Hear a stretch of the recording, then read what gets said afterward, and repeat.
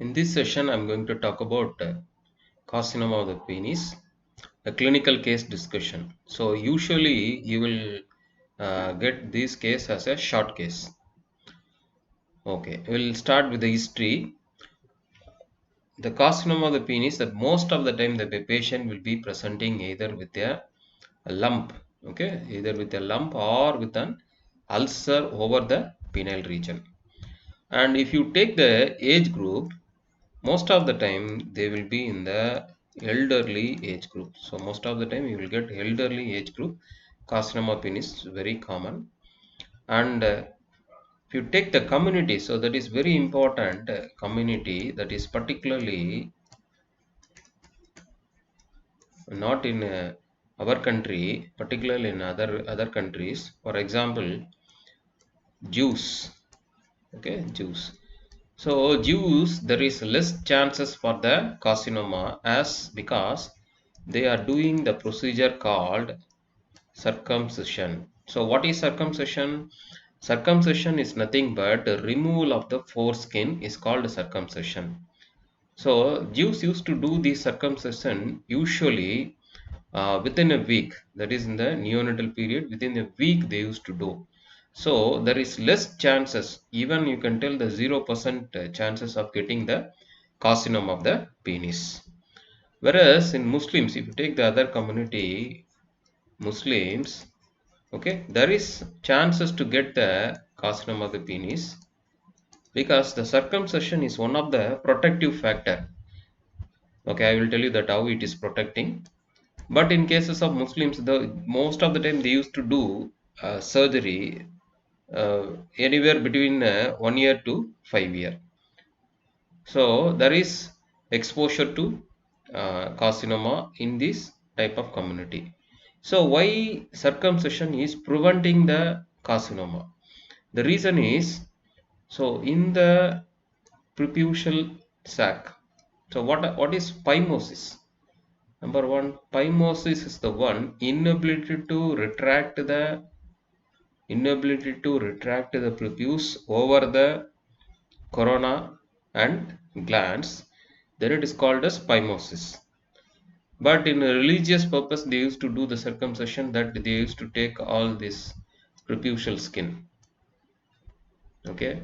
So what will happen? Suppose if the skin is preserved, what will happen? There will be collection of the desquamated epithelial cells within this sac, and this is called smegma. Okay.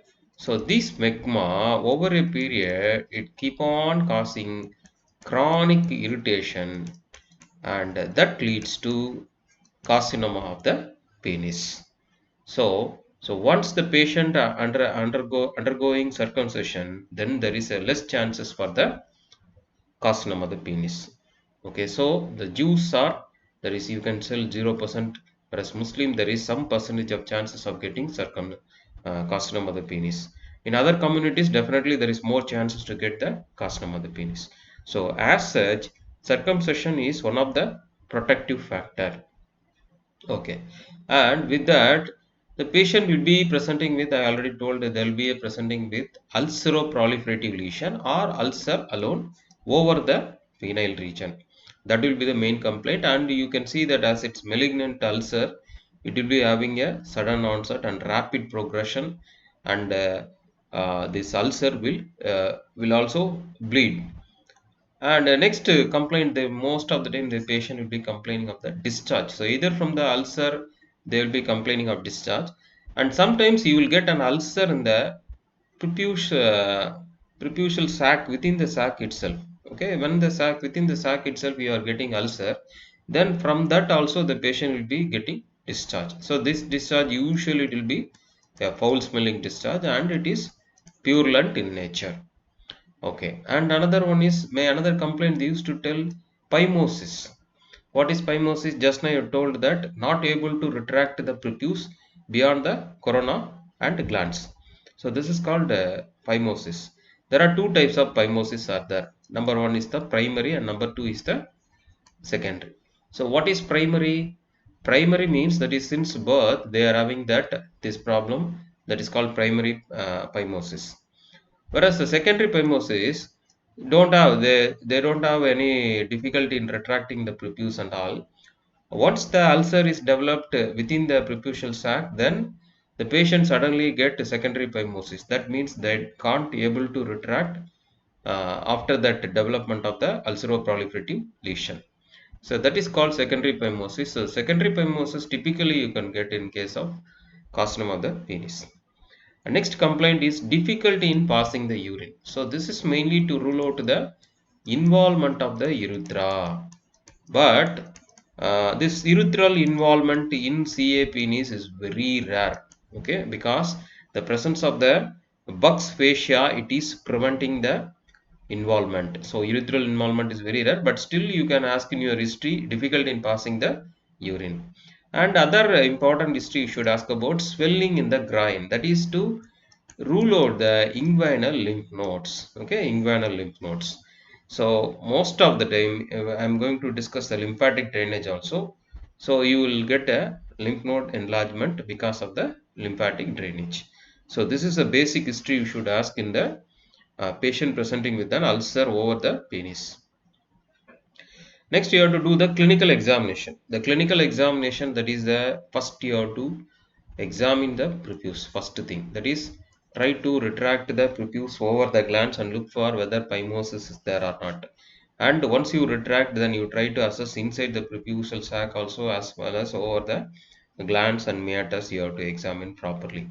If any ulcer or any growth is there, then you know that as like any other ulcer and swelling, you have to describe in detail about the ulcer or swelling. Then the examination of the inguinal lymph nodes. If inguinal lymph nodes are there, what is the lymph node? Which side is enlarged, right side or left side, bilateral? What is the size of the lymph node? What is the shape of the lymph node? What is the consistency? Whether it is mobile or fixed? All these things you have to examine. And main important thing, you have to examine the abdomen. The importance of the abdominal examination is mainly for the examination of the para-aortic lymph node. Okay, because the drainage it is going into these lymphatics, so you have to examine the para-aortic lymph node. That is the main use of examining the abdomen. So once you complete the examination, so main important point in examination is this is a malignant ulcer. So you will get certain findings in this malignant ulcer. One is that is basically this comma. This is carcinoma of penis. This is squamous cell carcinoma. So you will get an everted edge. Okay, most of the time you will get an everted edge. Everted edge. That is most of the time you will get, and then followed by you can see that bay, that is the induration. So induration is nothing but hardening. So this induration will be present in this patient. So the induration is helps in deciding the treatment also. Okay, so that is an important thing you have to examine the. And another important point is the it bleeds on touch. Okay, while you are examining the patient, you have to check for that whether it is bleeding on examination itself. It will bleed on touch. Okay, then you have to talk about that. What is your complete diagnosis? Okay, so provisional diagnosis, probably this is a carcinoma of the penis. So you have to talk about that. What are the whether associated with inguinal lymph nodes or not? Inguinal lymph nodes, what is the findings and all you have to include. Whether that one is a metastatic deposit also you have to tell in your provisional diagnosis. Then comes the investigation. Okay, the most important investigation in case you have to do a biopsy called edge wedge biopsy. Okay, edge wedge biopsy. So what is this edge wedge biopsy? You all know that, but still I am telling. Suppose the patient is having an ulcer over the penis.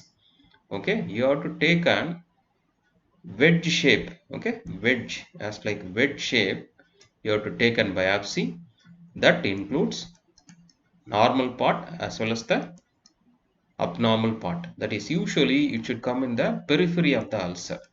Okay, so this is called edge wedge biopsy that includes both the normal tissue and abnormal tissue. You should not take in the central aspect of the ulcer because that is, most of the time, it is necrotic. You don't get the, proper material for the examination. So this investigation is a must for carcinoma of the penis. And second thing is you have to do the FNAC. If the lymph node are enlarged, then you do the FNAC. Okay, fine needle aspiration cytology. So that will give most of the time this lymph node enlargement is because of the infection, secondary infection. So most of the time you will get as a reactive lymphadenitis. So these two investigations are main investigation, and apart from that you have to do the ultrasound or CT abdomen. Okay, I already told about parietic lymph nodes and pelvic lymph nodes, so that you have to rule out. Next comes the staging, TNM staging. Okay, TNM staging. First one is a TAS. What is TAS? It is nothing but carcinoma in situ. Carcinoma in situ. Okay, there are two types of carcinoma in situ. One, it is involving glands. It is called erythroplasia of the curate. If it is involving the shaft, then it is called as Bowen's disease. Okay, another TA is a verrucous carcinoma. Verrucous carcinoma is a very superficial lesion and it is locally present. It is not spreading to the other regions. That is called TA, verrucous.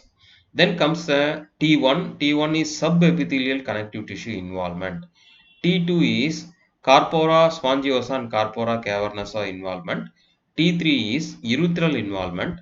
And T4 is adjacent structure infiltration. For example, prostate, then scrotum, then pubic bone involvement. So this is the T staging of the TNM staging. And then comes the N. N is very simple, that is single inguinal lymph node is N1. Multiple, either unilateral or bilateral, then it is called as N2. And N3 is pelvic lymph node. Okay, pelvic lymph node, I will tell you that in lymphatic drainage. Then M as like any other staging, M1, M0 and M1. Another staging specifically useful in case of carcinoma of the penis is the Jackson staging. Okay, so here four stages are there. Okay, stage 1 is there will be involvement, growth or ulcer will be present in the glands or the prepuce or both, glands or prepuce or both, that is called stage 1. And stage 2 is involvement of the shaft, that is corpora cavernosa and corpora spongiosa. Stage 3 is the metastatic inguinal lymph nodes which are mobile. Okay, irrespective of that ulcer, you will get a metastatic inguinal lymph node enlargement, that is mobile lymph node, that is stage 3. Whereas if it is fixed, it comes under stage 4. Or involvement of adjacent structure, like I already told that the prostate, pubic bone and urethra, that is called as stage 4. So this is the Jackson staging for carcinoma penis. Okay, next comes the treatment. Okay, so treatment you can divide primary treatment, that is a carcinoma of the penis, what is the treatment, and carcinoma of the and the metastatic deposits in the lymphatics, what is the treatment. Okay, for primary, for carcinoma of the penis, I am going to discuss. So before that, two types of treatments are generally useful. That is, one is the surgery, another one is the radiotherapy. There is some role for CT also. Okay, so these two are the major treatments, surgery and radiotherapy. Whereas the secondary, definitely it is most of the time it will be surgery only. Okay, so what is the treatment for primary?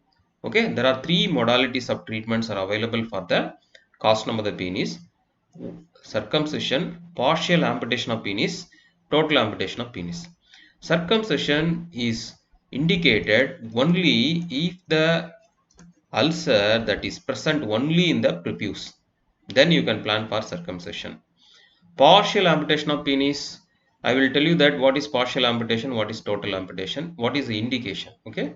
So let us consider. Okay. So this is the shaft of the penis. Okay. So this is the glans and this is the meatus. Okay. So consider there is a growth in the glands and involving the distal part of the shaft. Okay. And this part is root of the penis. Okay, so what will you do? So in this case you can plan for the partial amputation of penis. So the partial aim of the partial amputation, you have to leave a adequate phallic stump length. Okay, that means you are leaving some remaining amount of the penis.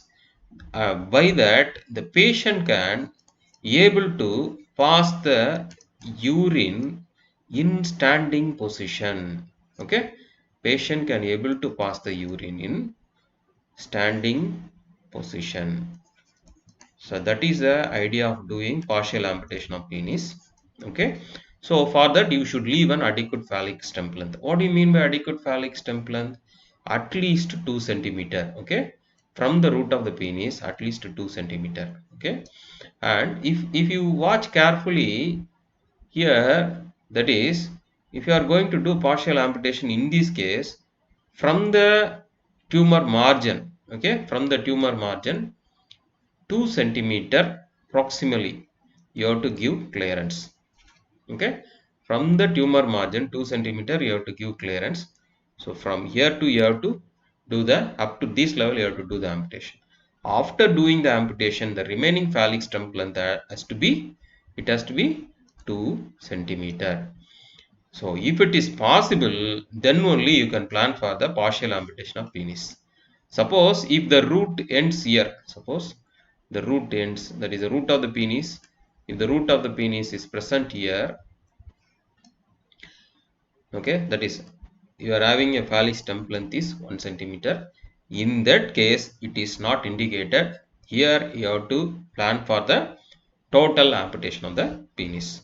Okay, so this is the way that you have to do the partial or total. Okay, and one more important thing is that is how to do this partial amputation. Okay, which is nothing but, okay, suppose this is the, this thing is there, you should have a long posterior flap. Okay, the posterior flap, so this is considered, this is posterior, it has to be long, and anterior flap, it has to be short. Okay, so you have to cut like this. Okay, you have to cut like this, so you leave long and cut like this, and you rotate the flap, and your urethra will come here, creating a urethra in this location. Okay, long anterior flap and short posterior flap you have to use in partial amputation of penis. Next, the final, that is most definitive surgery, is the total amputation of penis. Now already the indication just now you told that even if you can able to give the proximal clearance 2 centimeter with the inadequate phallic stump length, then you have got to plan for the total amputation of penis, or the entire shaft is involved, then you can plan for the total amputation of penis. But the main thing is you just see that you have to do a procedure called perineal ureterostomy. That means keeping the urethra in the perineal region, so that you have to ideally you have to combine with this total amputation of penis. Okay, so let us discuss some anatomical factors, because anatomy is very important when you are planning for the surgery. Okay, so if you put the cross section, the two paired structure is there. Okay, two paired structure. This one is corpora cavernosa, and a single structure is there.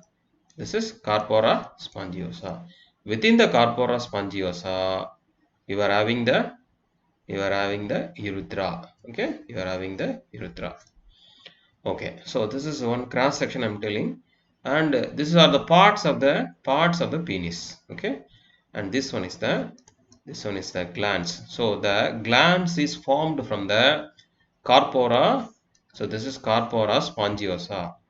Corpora spongiosa. The corpora spongiosa is attached to the perineal membrane. It is attached to the perineal membrane, and it consists of urethra, and distally it ends with the glans penis and meatus. And other two paired structure, you can see these two structures are called corpora cavernosa. Okay, so this attachment, this is called the root of the penis attachment. It is attached to the ischiopubic rami. Okay, this is the basic anatomy of the penis, you should know. Then comes the lymphatic drainage.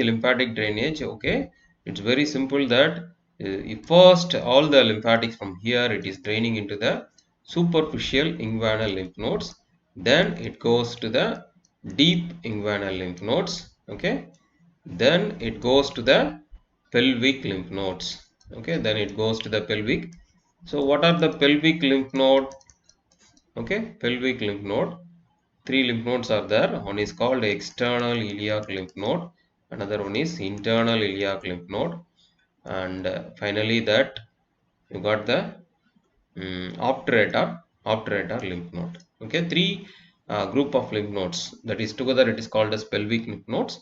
From the pelvic lymph nodes it is going into the para-aortic lymph nodes. So this is the usual lymphatic drainage of the costum of the penis.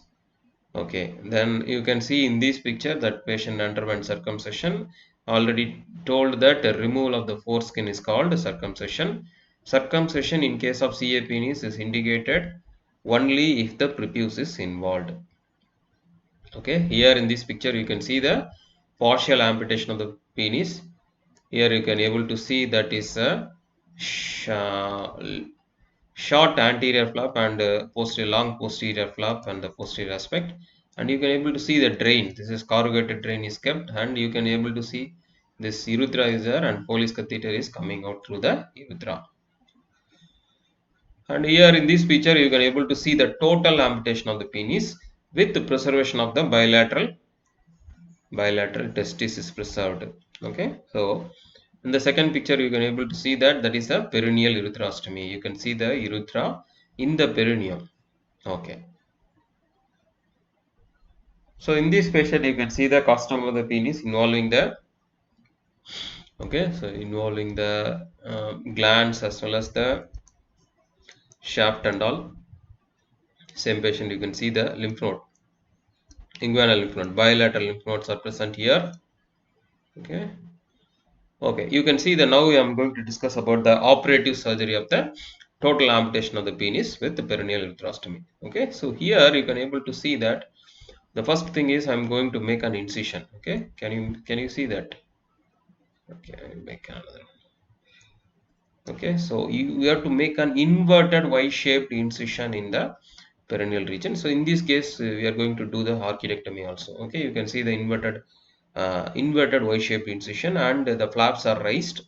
Once the flaps are raised, you try to dissect the corpora spongiosa. Here you can able to see the corpora spongiosa is dissected out completely because you are going to keep urethra in the perineum. So for the dissection that has to be done, and you can see that here that is the root of the penis. That dissection it is opened all around the penis, incision made and encircled all around the penis, and the dissection is deepened. Here you can able to see this is the penile part, and here on my left hand I am holding the testis. You can see the cord structures. So here you have to plan for the architectomy in this patient. Okay, here also you can see that completely, that is both testes removing, and you able to see that the urethra is fixed in the perineum, and you can able to see the catheter, Foley's catheterization. Okay, and this is just want to show the incision. Okay, this lacy S incision is indicated for the secondaries, and this is the transverse incision for the superficial inguinal lymph node dissection. Okay, the same patient we did. Okay, so this is for the ilio-inguinal block dissection. Okay, so I will discuss simultaneously the treatment for secondary, okay, ilio-inguinal, that's called a block dissection, ideally indicated in case of CA penis with the secondary lymph node metastasis. Okay, what you have to do? You have to remove all the lymphatics and fatty tissue in the ileum as well as in the iliac region as well as in the inguinal region. Okay, here you can able to see that this is the, what you are seeing is a sartorius muscle. Okay, so this in the femoral triangle, whatever the lymphatics and fatty tissues are there, you remove, and you have to close it. Okay, because the vessels will be exposed. The sartorius is just detached from the anterior superior iliac spine, and you can see that it is completely covering the completely covering the vascular regions. Okay, so this is because once you remove all these lymphatics, it is directly exposed. Ilioinguinal block dissection. You can see that's a complete specimen after this. Okay, here also you can able to see that complete with the suction tray. Okay, apart from that the surgery, you got another treatment that is called radiotherapy. What are the indications for radiotherapy? If the lesion is very small, that is less than 3 centimeter, if the lesion is superficial, you can plan. If the patient is young patient or patient refusing for surgery or patient having carcinoma in situ, inoperable cases that you can do it for palliation. These are all indications for RT. Three methods are there for giving the RT. One is an implantation, okay, and that is called a brachytherapy. Brachytherapy, which is nothing but implanting the tantalum OS within the penis itself, and radium mold applicator. So this can be used intermittently or continuously whenever they want. They can apply over the penis and they can take it off. And last one is the external beam radiation by the linear accelerator. This is called teletherapy. Okay, so this radiotherapy you can give. Ideally, you can give that is 5,000 centigrade. Okay, that is you can go up to the 6,000 centigrade. Okay, so this radiotherapy can be indicated this. In some cases, the chemotherapy is also indicated. There is most of the time if the there is vincristine, bleomycin, and methotrexate, or else you can plan for the cisplatinum, methotrexate, and bleomycin.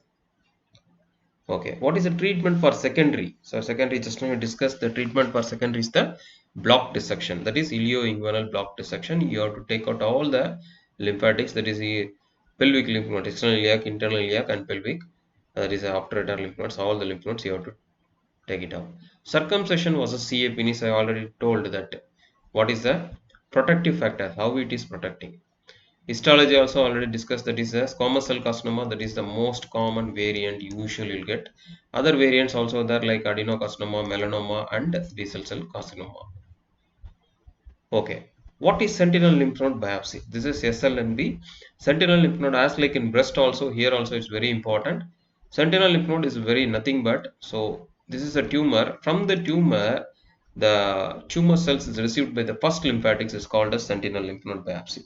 Here also it is very important, that is once a sentinel lymph node is in fact affected, then only it will go to the second or third tier. Okay, so sentinel lymph node biopsy in carcinoma of the penis. Okay, so most of the time the sentinel lymph node, it will be superior medial group. So if you put a two one vertical and one horizontal line, you will divide into superior medial, superior lateral, and inferior medial, inferior lateral. But the superior medial node group that commonly involved. So this is called node of node of Cabana. Okay. This is called node of Cabana. That is a superior medial group of lymph nodes that's commonly involved, and that is the main, you can call it as a sentinel lymph node. Okay, so we will finish up with this simple case discussion. Okay, what will be the treatment in this patient? You can see that the patient is having a extensive growth that is involving up to the root of the penis. Even some part of the scrotum is also involved. So definitely the treatment is total amputation of the penis with the perineal urethrostomy in this case. And finally, what is the treatment in this case? This patient is also having the right side hydrocele, but as such you don't see any lymph nodes. You can see that there is a growth involving the that is a glands, as well as you can see the edema. There is this is the, if you do the palpation, you can able to assess that the induration, that is how much depth it is going, you can assess. You can see that it is growing up to the root of the penis. So here also you have to plan for the total amputation of the penis with perineal urethrostomy. Okay, so carcinoma of the penis is one of the important short case. It is this case usually not discussed, but definitely if you get a carcinoma of the penis, definitely they will discuss all these things. Apart from that, they will discuss other differential diagnosis like pre-malignant lesions of penis and all. So many things are there. I just discussed just very briefly about this. carcinoma of the penis. Thank you.